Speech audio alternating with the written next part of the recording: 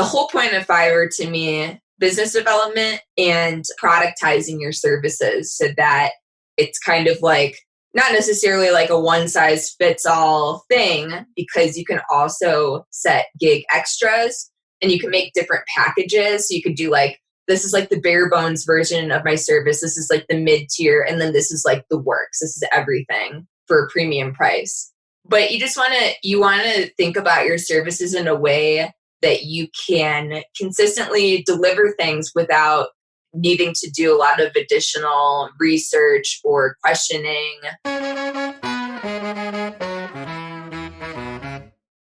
Hey everybody, and welcome to another episode of How I Built It, the podcast that asks, how did you build that? We are in episode 164 today, and I am talking to my friend Maddy Osman. Maddy has a unique approach to her business and agency, and it's mostly around getting gigs on Fiverr, selling her online courses on Skillshare, and other marketplaces. When she first told me about this, I was blown away. I have not had good experience with the online course marketplaces like Udemy, and so they've kind of left a bad taste in my mouth. I didn't think that somebody living in the United States could make a good income off of Fiverr, and Maddy proved me wrong on all accounts. She offers fantastic advice on how you can get started too with both selling on Fiverr or other marketplaces, things to think about, and of course, the important rules you need to follow to make sure you stay in these marketplaces' good graces, which has helped her considerably. She's inspired me to start looking into some of this stuff, and I will certainly be more open to opportunities as they come across my inbox. So thank you to Maddy for that. Let's get into this episode, shall we? This episode is brought to you by Ahrefs. Ahrefs is an all-in-one SEO toolset that solves that problem. It gives you the tools you need to rank your website in Google and get tons of search traffic. As someone who struggles with what kind of content to create or what's ranking best in Google or really anything SEO related, Ahrefs has been instrumental in increasing traffic to my website. Over the holidays, I had my best quarter for affiliate income because Ahrefs showed me my most popular pages and topics, and I was able to optimize my content and my gift guides and update them accordingly. I would have never updated one of my gift guides because I didn't think it was that popular. Ahrefs actually showed me it is my most popular page. Ahrefs makes competitive analysis easy as well. Their tools show you how your competitors are getting traffic from Google and why. You can see the pages and content that send them the most search traffic, find out exactly the keywords they're ranking for, and which backlinks are helping them rank. From there, you can replicate or improve on their strategies. Now, as I said, I don't think I'm getting significant search traffic, so I use Ahrefs tools to help find topics worth creating pages or content for. I can easily see estimated search volumes and gauge traffic potential with their Keyword Explorer tool. It's been a fantastic addition to my toolkit. Just this morning, I learned that my everyday carry post has been popular. Lots of people are coming. So I think it's time to update that because it's 5 years old. If you want to gain a following or just improve traffic to your website, Ahrefs is the tool for you. You can get a 7-day trial for $7 over at ahrefs.com. That's ahrefs.com. for a 7-day trial for $7. And if you're anything like me, you'll be hooked. Again, that's ahrefs.com for a 7-day trial for $7. Before we get started, I want to tell you about a new or newly redesigned resource I have called the Podcast Workbook. 2020 is sure to change a lot of things, including the podcast landscape. If you want to start your own podcast, but you're not sure where to start, check out my free podcast workbook at podcastworkbook.com. It will give you everything you need step by step to launch your show with checklists and equipment and service recommendations. It's everything you need to get started. And it's newly redesigned, so it looks a lot better, it flows a lot better, and it answers some of the feedback and questions I got from people who have already started using it. So go get it now. It's the free podcast workbook I put together to help you launch your podcast in 2020, and it is at podcastworkbook.com. Hey, everybody, and welcome to another episode of How I Built It, the podcast that asks, how did you build that? Today, my guest is a good friend of mine. Her name is Maddy Osman. She is an SEO content strategist at The Blogsmith. Maddy, how are you today? Definitely ready for a good podcast. And as I told you, going for a rehearsal dinner tasting later. So that's right. Super stoked for that. Yeah, awesome. Well, I'm happy that this is the appetizer to what will hopefully be a main course. Perfect. We didn't plan that, friends and listeners. We didn't plan that. Today, we are talking about essentially diversifying your income as a freelancer or small business owner. And Maddy, I'm having you on the show because we're in a mastermind group together, and you talked about things like Skillshare and Fiverr, which were not avenues that I've ever considered. So I'm curious to hear how you're using them and how it's helped your business. But first, why don't you tell people who you are and what you do? Sure. So like Joe was saying, I do SEO content creation at my own company. It's called The Blogsmith, and primarily work with WordPress brands. It's my favorite community.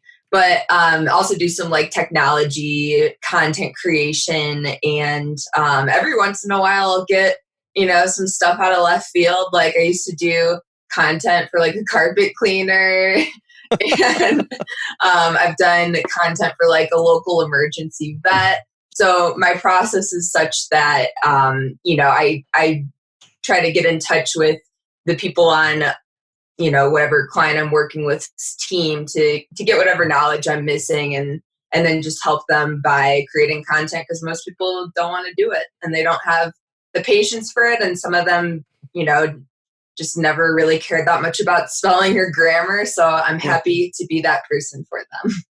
Awesome. And so you touched on an interesting point there already. And that's kind of like gathering that domain knowledge, right? I create tutorial videos for people, and if I don't already know the product, I have to go and learn the product. So it sounds like you kind of work with somebody closely on the team to learn the 5 best techniques for carpet cleaning or whatever, right? Yeah. So, I mean, in the WordPress world, it's definitely easier for me to sort of take the lead on a project and find whatever information I'm missing. And obviously the most direct way to find that answer is to go through the client. But if it's something like how to set up a certain plugin and, taking screenshots of that and sort of like documenting the process, it's usually something that I can cobble together on my own. But yeah, for things where it's like, that's definitely not something I ever studied. I've found that by just adding an interview component to my process of, writing each blog post, it's a really effective way to get that subject matter expertise without having to go and, scour like scientific articles. Yeah. Obviously research helps to supplement whatever somebody says, but if they can make themselves available, then we can kind of save each other a lot of time by just asking questions, getting answers, and then taking it from there. Yeah, for sure. And like research, I mean, like you said, it should be supplementary, right? If you don't even know what terms to search, your research is going to go poorly. Totally. Or at least it's going to take a lot longer. Right. See, I will link to the Cortex podcast. CGP Grey, a YouTuber, talks about how when he does these like deeply researched videos, and he always gets thrown down rabbit holes. So I will make sure to link to that. That's the other problem with research. Yeah, for sure. Awesome. And so this is your company and you work with a lot of brands. And so first let's talk about, before we look at these other marketplaces, what is your primary way for getting clients, or what maybe was your primary way for getting clients? Mm-hmm. I would say now and maybe for the past year or two, the primary way I'm getting clients is a mix of word of mouth within the WordPress community, especially because I've found that if you do good work for one person, that's, decently connected in the WordPress community, that they talk to their friends. And I'm extremely grateful to have had the opportunity to work with a lot of just like awesome clients who I would also consider friends. And so that's been a big thing. I think that's something that's kind of special and unique to this community, that we're all kind of looking out for each other and we all reward good work and are even like willing to pay a premium for it, because I wouldn't say that my services are cheap by any means. Yeah. So, and just like, especially in this community, there's a lot of like independent workers, small companies. And so it's easy to take something like content and say, that's not something we're going to spend money on, or, that's not something we're going to spend that much money on. But I think that people in the WordPress community, technology in general, like any sort of like SaaS tool, they realize that if they're not communicating their message well to customers, then they're just not going to make any sales. So yeah, absolutely. It's just like deconstructing the developer speak into like a public facing, customer facing way. So that's been a big thing. And then really the other thing that transcends the WordPress industry is the fact that when I'm writing, I get a byline. And so people know who's the person who wrote it, as well as where they can go to find more information about me and my services. And throughout the years, I've kind of optimized my website to be leading people directly towards my services and just focusing, on SEO content specifically. And, just trying to proactively answer any questions that people might have, up to and including how much do these services cost? Because I found that just by being upfront about everything, it kind of saves everybody time if we're not in the same ballpark in terms of budget. So yeah, it's like a mix of people I know, outlets I write for, and then just being really purposeful with my website so that it can help me to make sales even when, I'm not jumping on calls with people. That's fantastic. So 2 points here. You're touching on a couple of things that Shannon Shaffer, who I had on earlier in the season, talks about, right? Being upfront. She has a whole onboarding process for potential clients that will weed them out before that first call. Right. It's pretty much what I'm trying to do with my process as well. Yeah, exactly. So as we record this, that episode hasn't been published because I recorded it like 2 hours ago, but I'll be sure to send you the final cut. Nice. So because there's a lot of great information in there. I'll link it in the show notes for this episode over at How I Built It as well. howibuilt.it as well. And then the other thing you mentioned was the byline. So people have offered, when I do videos, people have offered to like put my name in the video, lower third. And I've always taken a very white label approach to it. Now, the guys over at LearnDash still do. They add my picture and a link in the video, which is super nice. But I've always taken a white label approach. But I also never thought that was like a really good way to get new customers. And so I will be sure to, if not suggest, definitely take people up on that offer moving forward. Because I guess I just always assumed that like the byline was like a link to an internal page and people didn't read that. But yeah. So, I think what's happened for me and what I think people have in mind when they're talking to you about it is your name can carry some weight and influence. Mm-hmm. And, I feel like it's been like more recently that people have been talking about me. Like I've seen my name come up in like the mentions that I set up across the web more often lately. You start to get to like a point in your career where you've built up all this content, you've done all this work to make yourself known, and then it finally starts to pay off in that your name carries some sort of weight when it's associated with the content that you create for other people. So recently, when new clients have been reaching out to me, they'll say, we really want to have your byline next to this article because of, whatever influence they think I have. And it's just because, then when people go and sort of, if they don't know who I am and they look it up, then they have an idea that I know what I'm talking about. And that lends some credence to the publication. And it also, in some ways, makes that article more shareable because it's associated with someone who has, built up a subject matter expertise. So the flip side of that is I also do ghostwriting for clients, and sometimes it's for industries that have no relation to what I do at all. And I think in cases like that, I'm happy. Maybe happy is not the right word, but I'm okay with not having the byline on that because I don't want to confuse people in terms of what's associated with me and my name with the content that I'm publishing. And again, it comes back to that process I have where, I'll do subject matter expert interviews with people. So that's how I'm getting the information. And I'm still, the person who wrote it, but I'm not necessarily the person who came up with those ideas. And so in cases like that, I think it's good to have the separation of the ghostwriting so that people realize that these ideas are attributed to this person, even though I'm the person who wrote it. Gotcha. Yeah, absolutely. Yeah, so that's good. I'm glad you kind of covered both sides of that because there's definitely value in both. Totally. And it kind of depends. When you charge for ghostwriting, you can also charge a higher rate because then you don't get those marketing benefits from it. And so to me, the way I look at it and the way that I talk to clients about it is that when they're ordering byline writing for me, that's a discount from my normal rate, if you want to call it that. And it's because I know that can bring me new business, and no matter what, it helps me to continue to build my subject matter expertise in technology.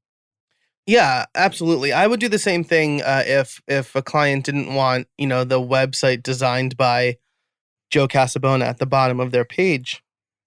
Because it's like, that's a bit of social proof. Here's something out in the wild that I did. Totally. So that's great. So you you get clients from word of mouth, through the byline and things like that. But then you also have yourself on these other marketplaces, primarily, it seems like based on our previous conversations, primarily Fiverr, but you also have stuff on Skillshare. Can you talk a little bit about that? Sure. So, we'll start with Skillshare because I think it's a little simpler to explain and I have less experience with it. I can't remember what drew me to Skillshare initially. They might have reached out. I can't recall, but I do know that when I started with them, they had a teacher challenge, and they do these all the time where they're just trying to incentivize new teachers to come onto the platform and create their first class. And so I created my first class, and it either inspired or was inspired by a topic I did for WordCamp Denver. And it was called How to Write a Kickass Blog Post, and still is my most popular class to date. It has almost 1,000 students at this point. And the reason that I even continued to be involved on Skillshare is because during that teacher challenge, they ended up featuring that class in their marketplace, where it came up in the first results for the blogging category, something like that. It was a specific category that was related. And that helped me to get an early boost in terms of students and then followers, because it's kind of different. Each class is students, but your account can have followers. And so it gave me an early boost in really both those regards. And then I started doing more classes. And so, it kind of carries over from the classes you did before. People get pinged if they're following you that you have new classes. And it also helps people to see the different areas of expertise you have, or the different sides and approaches you take to the same sort of topics. what was I going to say? So yeah, that was kind of like the early involvement that I had for Skillshare, and it just kind of like blew up from there. And then I created a bunch of different classes, and honestly, most of the classes that I do on Skillshare are speaking topics that I'm doing for something else. So for me, like one of the main reasons that I'm effective with Skillshare is because I'm repurposing content that I've already created, or I'm creating it for Skillshare and then it has an application elsewhere that I've probably already planned for. So that's the big thing with Skillshare. And then with Fiverr, I was initially drawn to the marketplace because my mentor at the time, who was also like my first big client, had told me that it worked for him to generate new social media clients for his business. And so he gave me his best practices. He was very methodological. How do you say that word? Methodical. There it is. I was trying to like visualize it in my head and I couldn't get letters. That's bad for a writer. But so that's what you have Grammarly for, right? And that's the thing. You always have to have a grammar checker if you're a writer, because your brain just like, it messes up and it's like, what is that? Yeah. Anyway. As a quick sidebar, I'm like the absolute worst at proofing my own stuff. Like I publish my blog posts and then like, sure enough, within an hour, I can always count on my friend Sal to like DM me and be like, you have a typo here. I'm like, thank you, Sal. Yeah, we're blind to our own mistakes because we're so used to our own writing and how it looks. Right. So anyway, so you had a mentor, right, who was very methodical. He was very purposeful in everything he did. And so I took those principles to design my own gigs. And yeah, so basically I've been on the platform since, I think, June 2016, something like that. And it wasn't until probably this year that I started making like real money on it. I wouldn't say that any of the other years were wasted. Like I was still, here's the thing that everybody needs to know. It's that Fiverr doesn't require you to start your services at $5 anymore. And none of my services start at $5. Gotcha. So in order to make money, you have to be thinking about how much you would make off the platform, but also Fiverr charges a 20% fee for anything that you bill through their platform.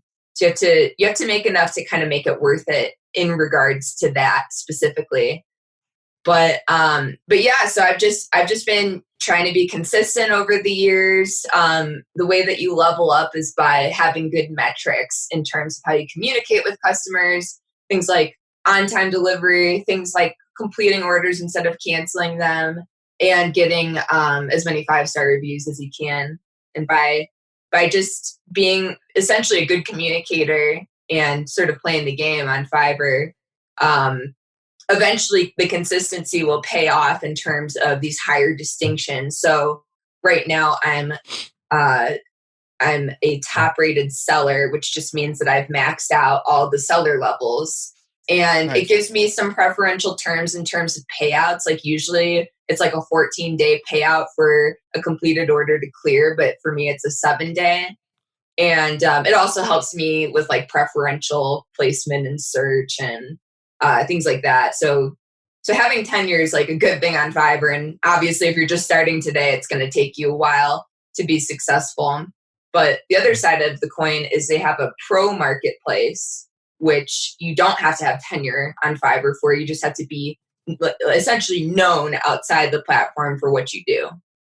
So that's like a quicker way to better earnings if you have worked to sort of establish an image for yourself in your industry. Gotcha. It's where those bylines probably come in handy, right? You have like a portfolio or social proof. Okay, cool. So we covered a lot of ground there. I want to jump back to Skillshare for a moment because I'm looking at it and I'm now considering it. It looks like you're good for you, honestly.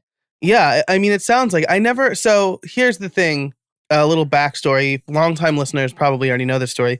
But I did a course for Udemy and Udemy like promised the world. Me the world. But then didn't tell me how to play the game. Brad Hussey later told me how to play the game, but I was already like a lover scorned by this point. And so I wrote off all of these platforms that are like, make the course and then we'll pay you. Right. So instead of being like paid up front or a royalty based thing. And like I put a lot of effort into that course because that's how I make courses. So with your How to Write a Kick-Ass Blog Post course, it's about an hour. It's an hour and 12 minutes. Mm-hmm. How long did it take you to make that course? It looks like you're mostly like talking in front of the camera. It's almost like you're giving a talk. Is that right? That's how I do it. Okay. And so a couple of things to keep in mind. First of all, is that Skillshare recommends that all classes are somewhere around an hour. It could be less too. It could be a half-hour class. It could be a 15-minute class. I think that my sweet spot is like 60 minutes, almost exactly. Okay. The whole point of Skillshare is really that it's like bite size. It's like, I want to learn, I want to know what I need to know about this topic specifically. Yeah. And that is a trend that we're seeing in the online space. Like just-in-time learning is what Chris Badgett from Lifter calls it. Like people are Googling a question and they want a course that essentially answers that question. Right. So that's a good way to think about coming up with course topics for Skillshare. I probably spent like an ungodly amount of time on that class because it was my first. Okay, so another point to keep in mind with Skillshare, they like varied visuals. So it's okay to do like what I did with the talking over slides. An interesting thing they told me is that they don't necessarily want you to be a talking head in the corner of your slides, but they do like when you're a talking head in general. Right. Yeah. So you gotta be thinking about how you can mix up your visuals, because at the end of the day, Skillshare is really for like creatives and like artists. And so a lot of the classes are like how to do watercolor painting or how to do like cartoon animation and other related stuff. And so my classes do well because these are like the more technical topics that people starting their own like art businesses want to learn. Mm-hmm. Like different like promotional strategies for them. But that's not necessarily the bulk of the content on Skillshare. It's a niche for sure within the marketplace. So yeah, I mean, to answer your question, I had already planned on doing this topic for WordCamp Denver. So I'm pretty sure I did it for WordCamp before I did it for Skillshare. And then I just like re-recorded it. Gotcha. Cool. Okay. So first of all, talking head in the corner is just like such a pet peeve of mine. I did it for one video and I was kind of weirded out by it. So I'm glad they told me not to do it anymore.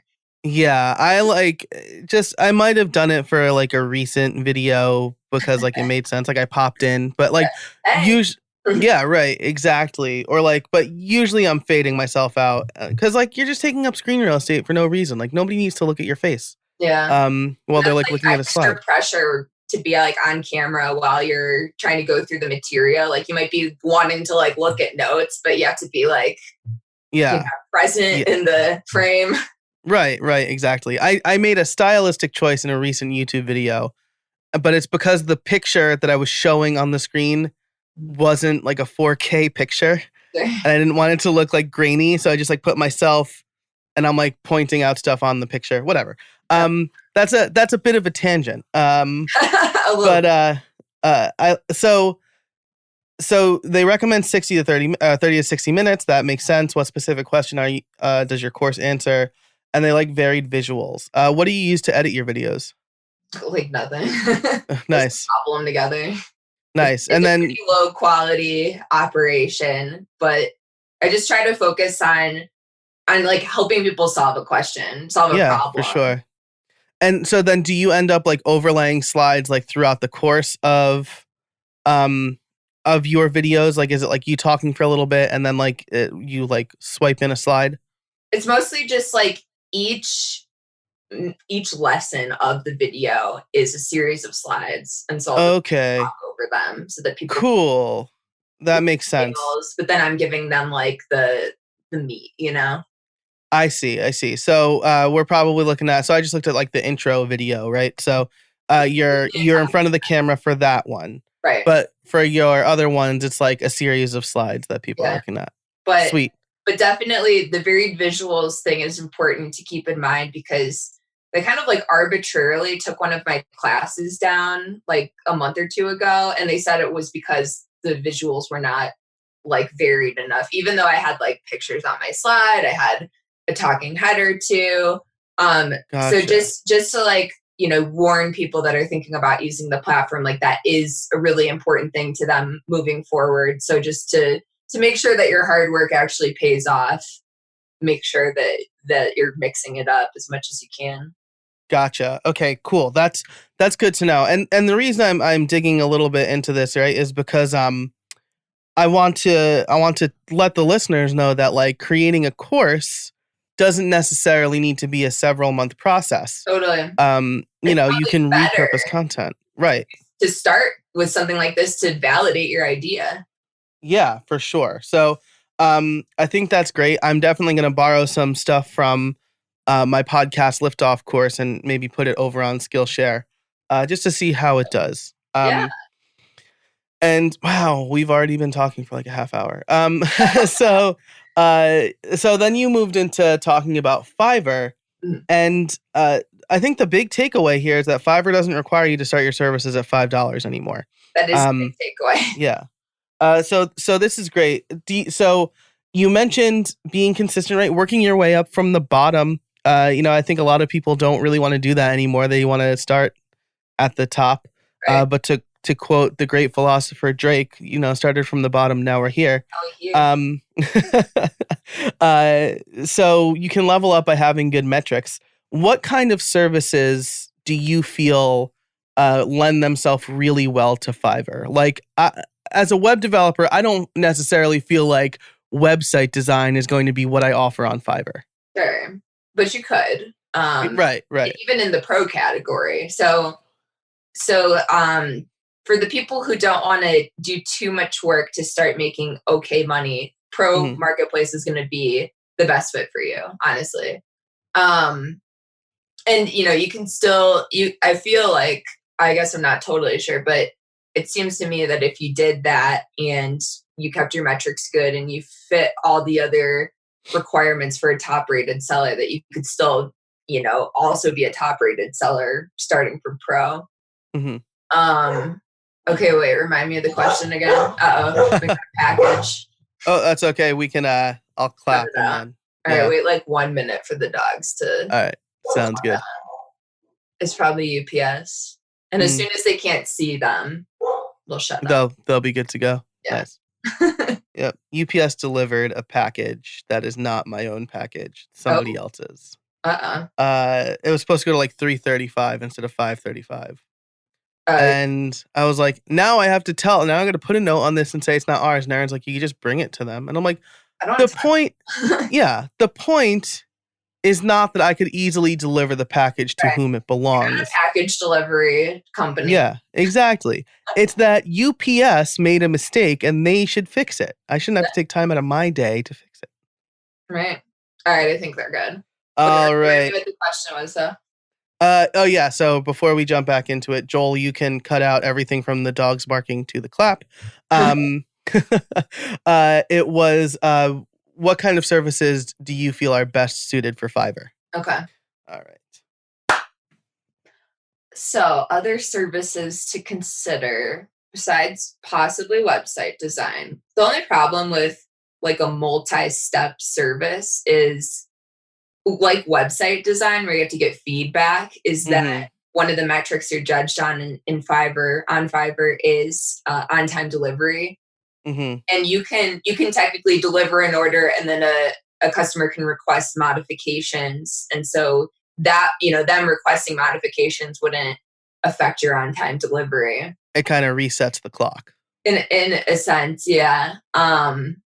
But it also makes it so that if someone requests modifications and, you don't deliver again in a timely manner, that they could cancel the order. So yeah, you essentially, or ideally, you want to think about services that you can deliver in one go that you don't need a lot of feedback for, because when somebody places a new order, they are prompted with whatever questions that you set up in your gig. It's called the gig requirements. And ideally, your questions are getting whatever information that you need. And maybe you have to ask for more after that if it's not, if you see it and you know that it's just not enough information to get the job done. But that's the whole point of Fiverr to me, is that it cuts down on business development. And so I'm doing everything I can in the gig itself, the description. You can set an FAQ in the gig requirement questions, just trying to answer any possible question that people have, which becomes easier to do after you're on the platform for a while, because you'll notice a trend when people like DM you.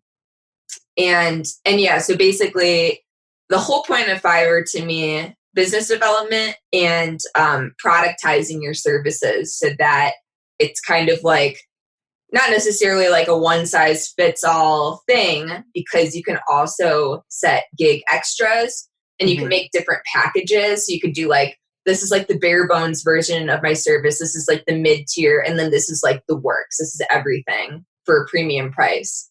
But you want to think about your services in a way that you can consistently deliver things without needing to do a lot of additional research or questioning. The whole thing on Fiverr is you have to have a good process for delivering those services. So if it's something that you're offering that you're like excited about, but it takes you a long time to do, it's probably not going to be a good fit for Fiverr. If it's something that mirrors like the stuff you do every day, that's probably something you have a process for. And if you don't, I would recommend getting that figured out before you go on Fiverr, because all the like metrics and communication that's expected of you to maintain whatever level you have, having bad metrics will really hurt you. And it essentially resets after like 60 days. It's like some sort of like trailing average or something. So that's how Udemy's rating. Yeah. But it's a long time, 60 days. For sure. Yeah. That could kind of, right? Because if you have like one bad rating, then it might kill your work for 60 days. And you're starting over. Yeah. So that's the thing. You try to under promise and over deliver, which doesn't always mean doing extra work. Like for me, if I'm writing an article, I try to go a little over the word count just so that people get a good impression from me that, I'm not just doing the bare minimum. Right. But over delivery can also be like delivering an order a day before it's due. So when you make your gig, when you set up your gig, you have to be thinking about like, how do I be competitive with other sellers on the marketplace? What are they doing for these prices and for things like delivery time?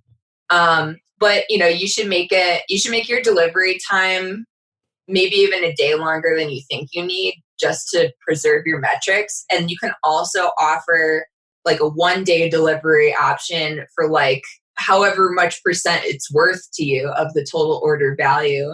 And then, for those people, it's kind of annoying to rearrange your schedule to accommodate those orders, unless you build in like a Fiverr block every day. That's, this is what I'm going to put in. Oh yeah. We're seeing that this could happen. But, right. So it's just like thinking of ways to surprise and delight so that people won't condemn you with their ratings. That's a really good piece of advice. And that's like project estimation time. Like I always multiply it by 2. Yeah, a good way to do it. So, surprise and delight. I like that a lot. So I'm gonna ask you something that I'm worried is taboo. So if you don't want to answer it, you don't have to. But has there been a situation where like you found a client on Fiverr and then you took that relationship off Fiverr? I feel like that's something Fiverr frowns upon because they're losing like 20% of your gigs. So I think there was probably temptation for me to do that earlier on. Like before I became a pro and like a top rated seller. But now I don't necessarily have that temptation because most of my Fiverr customers, like, it's just like self-service on the platform, And so again, like, I just like really dislike business development, and I would rather just like do the work and have some other system facilitate it. Mm-hmm. So, I mean, of course, there's always temptation because they take 20%. Right. But if you look at that 20% as like a business development investment, or like Fiverr's your virtual assistant, like finding you clients and managing that relationship. And that's kind of how I see it, honestly. Like, so there's this book, it's called like The $1 Million Consultant or something like that.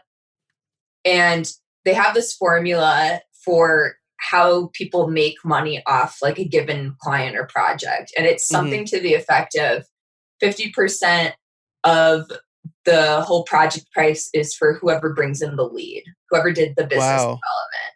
And then it's like, I always mess this up. It's between 30 and 20%. One of those goes to the person who does the work, and one of those goes to the person whose processes were used to do the work, or the company or whatever. Gotcha. And so if you think about it from that perspective, and if you think about it compared to other freelance marketplaces, it's not unreasonable, the 20%. It's something that you can use as a tax deduction because that's a cost of doing business.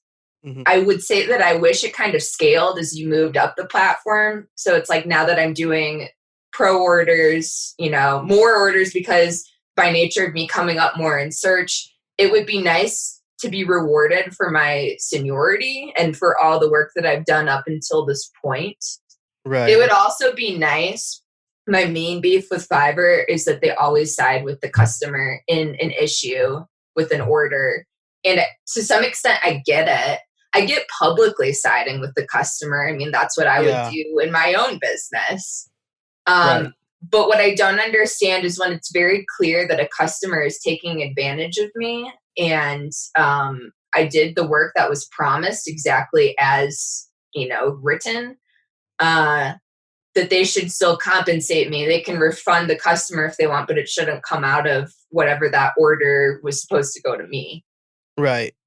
Yeah, that's really interesting. I will say, so like, to Fiverr's credit, most of the customers, 99% of the customers I work with are amazing. They tip me on top of the order value because they're very happy with the work that I do. They're, very like awesome to talk to, like genuinely great human beings. If I ever have to like deliver an order late, like people are so cool, and like, as long as you just explain things to them and are a good communicator, they'll be a good customer.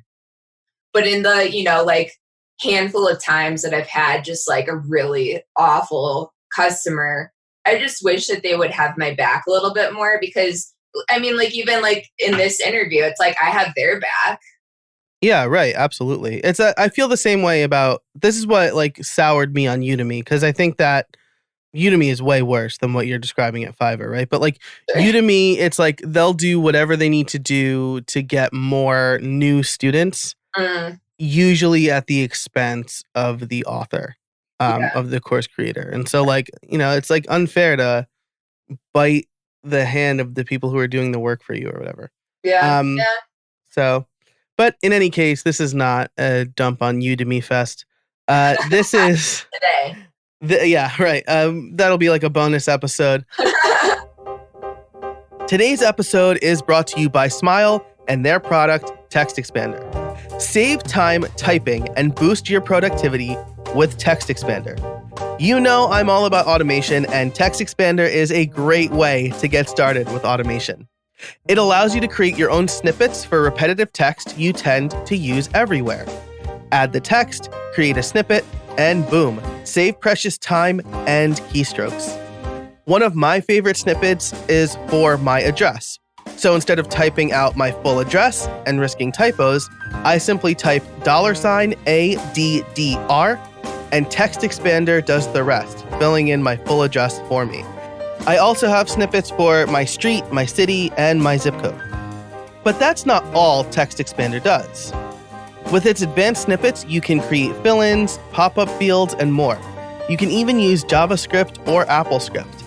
Another one of my favorite and most used snippets is when I type PPT. That will take whatever text I have on my clipboard and convert it to plain text. So I'm no longer fighting formatting when I copy from a Word document, a Google Doc, or a plain HTML page, like a website. I also use it for common links, email messages, which I can completely customize with fill-ins and drop-down menus, and even date calculations. I'm currently writing a book, and Text Expander has been instrumental with that. Text Expander is available on macOS, Windows, Chrome, iPhone, and iPad, so pretty much anywhere you do computing. If you've been curious about trying Text Expander or automation in general, now's the time. As a listener, you can get 20% off your first year. Just visit textexpander.com/podcast and let them know How I Built It sent you. That's textexpander.com/podcast for 20% off your first year. And now, back to the show. As we wrap up here, Maddy, could you give the listeners maybe 3 tips or 5 tips or whatever for starting to diversify your income, whether it be, how do you launch your first course on Skillshare, or how do you get started on Fiverr, something like that? So, on Fiverr, I think it all starts with a really good gig. So you have to think of your gig as like a sales page.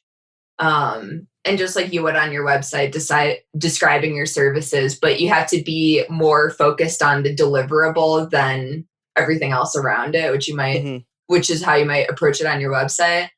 You have to anticipate questions that people might have about your process, and up to like literally describing once you place the order, then I take your answers, this is my process, and then this is what delivery looks like. A lot of people like to know what the final deliverable will look like, which is maybe a little bit more relevant for like my UX audit gig that I do, because some people just like are sort of unfamiliar with the terminology. Even if they've managed to find my gig, they might be unclear about what they're getting for the price. And so like in my FAQ section, I just, sort of say like, here's what the deliverable looks like. Here's what you can expect. Sometimes people still have questions after that. And, it's just like directly sending them like, here's what a report looks like. Here's what a, screen recording looks like, whatever. And so having like examples ready. Fiverr technically has a portfolio, and customers, when they leave you a star rating, they can either say like, add this to your portfolio, or like, I don't want this added because it might have sensitive material, like company specific material. And so that helps too, because then people can see what you've done for other sellers alongside their star rating for you. So if they were really happy and you have a good, deliverable to show them, then that's good social proof right there. Nice. Let's jump to Skillshare. So Skillshare, kind of what I was saying before, like, I think that some people make decent money on Skillshare. I don't think that anybody's making like 6 figures on Skillshare. Right. So I think that people, like, whenever they send emails to students to incentivize people, they'll talk about like, we have one teacher who makes like $50,000 or $60,000 a year, which for that person might be like really awesome. For me, I would want more if that was my full-time job. Yeah. So you have to kind of treat it as a side income. I think for most people, I don't think it would make sense to put all your eggs in that basket, because the way that Skillshare pays out to students is it's based on membership revenue for that month.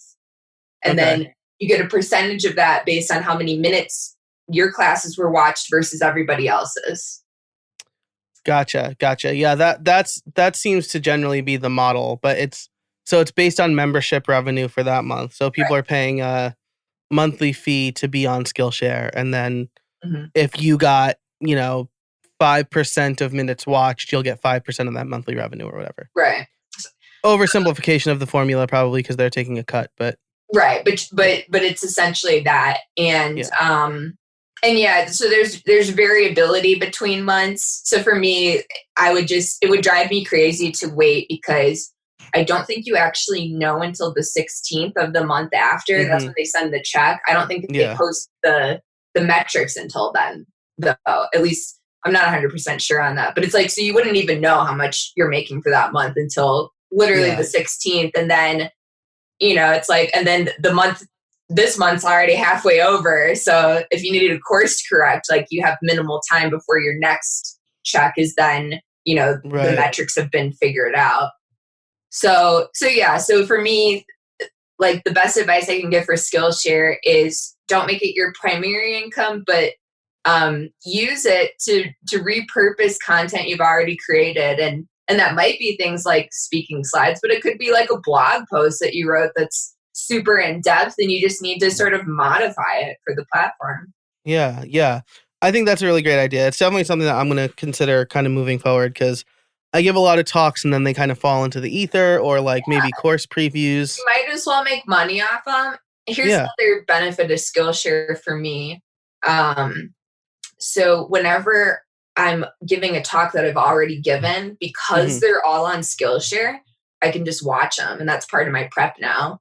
Nice. Oh, nice. Yeah, that's fantastic. So I'll watch them. I'll like take note of things that I might want to change because maybe like, I need to update the content, but I'll take notes so that I have like an outline of it too, even though I probably created an outline to make the class in the first place. Yeah. It's just another way to sort of like prep and like remember the knowledge and have, once I take those notes, then that's another thing I can read to prep because I can't watch, the videos if I only have like 10 minutes to go over my notes like right before or something like that. So it can help with that. And what was I going to say? There's one other thing about Skillshare. Does it help you build your authority? Do you believe that it could help you get clients off of Skillshare, or do you think it's like a totally different audience?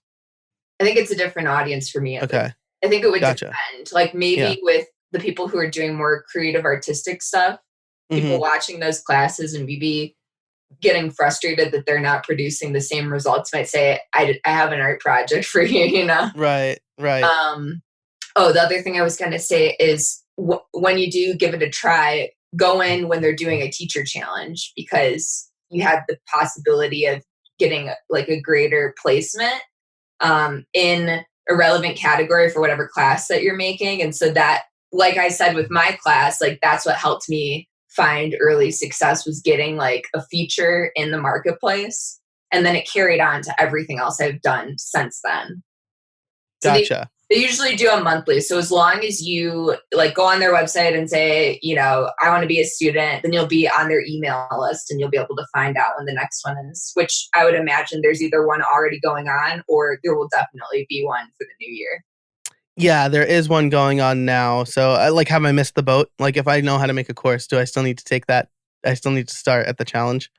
At the beginning of the challenge? You don't have to. And the thing about the challenges is they have resources, but you don't have to like go through them to be gotcha. to qualify. Although for the Skillshare specific stuff, it might be worth it to understand their students specifically and what they're looking for and what they would feature a class for, essentially. Gotcha. Okay, cool. So what I will do for those listening, if you're interested, I will link to Skillshare's workshops page. That way, whenever you happen to be listening to this, you can go there and see what the next teacher challenge workshop when that's happening. Yeah. Cool. So, well, Maddy, thank you so much for your time. I do have one more question for you. It's my favorite question, and it's, do you have any trade secrets for us? Trade secrets? Oh, man. Let's see. In terms of one of these things or SEO content writing? Anything that you think will be helpful to the listeners. Something people really liked about my WordCamp US talk that kind of came up like during the Q&A is for doing like a user experience audit of your website. It helps to also do a user experience audit of your competitors' website or websites to see how users are responding to like each entity essentially, and something that you might be missing about your own website. And sort of a related offshoot tip of that is when you're considering adding like a new design element or some sort of functionality to your website, look and see what like enterprise businesses are doing, because they have more budget to like test things out. They've probably done their A/B testing and other experiments to figure out exactly why that's the way that it should be. So use your competition to make decisions about your own website. Obviously not just straight up copying stuff, but sure, to draw inspiration. Yeah, absolutely. I love that. I do that, so I'm happy to hear that that's like good advice. Yeah, I mean, inspiration and why reinvent the wheel if something's working? Yeah. So awesome. Well, Maddy, thank you so much for your time today. Where can people find you to learn more? I would say either check out my website, which is just the-blogsmith.com, or I'm most active on Twitter. It's just at Maddy Osman. All right. I will link both of those in the show notes, which you can find over at howibuilt.it. Maddy, thanks again for your time. I really appreciate it. Thank you, Joe. Thanks so much to Maddy for joining me this week. There are lots of resources, lots of links to check out. You can find all of those over at howibuilt.it/164. But I like a lot of what she said about how the importance of word of mouth in the WordPress community is, how we're all looking out for each other. Vito Peleg touched on that a couple of episodes ago. Her advice specifically about Fiverr and the pro marketplace, I think, was really good. And her tips on diversifying your income are super important. So again, I will link to all of the resources that she talked about over at howibuilt.it/164. Thanks so much to Ahrefs and Text Expander for sponsoring the show. Maddy actually, this was not planned, but Maddy uses Ahrefs a lot and she loves it. So it's nice to have a guest vouching for one of our sponsors. And I have been using Text Expander for a long time. It saves me a bunch of time. So definitely check both of those companies out as well. They support the show and they make sure that I'm able to bring it to you on a weekly basis. Now, if you liked this episode, be sure to subscribe, to rate the show, review it in Apple Podcasts, because it really helps people discover the show. New people start discovering the show and listening and things like that. So you can find the links to everything I've talked about so far, again, over at howibuilt.it/164. If you are interested in starting your own podcast and you want to get that free podcast workbook I talked about at the top of the show, you can go over to podcastworkbook.com. So that's everything that I have to request of you today. Thank you so much for listening. And until next time, get out there and build something.